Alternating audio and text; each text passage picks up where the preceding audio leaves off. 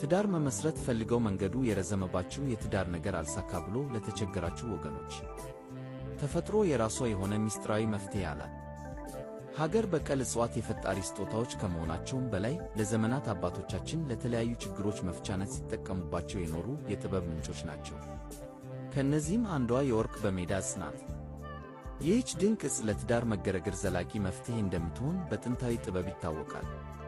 አዘገጃጀትና አጠቃቀም የእጽዋቷን ሥር በጥንቃቄ አድርቆ መፈጨት፣ ለ3 ተከታታይ ቀናት በንጽሕና ሆኖ ማታ ማታ በጭሱ መታጠብ፣ በትንሽ ማር በመለወስ ለ3 ቀን በባዶ ሆድ መቅመስ።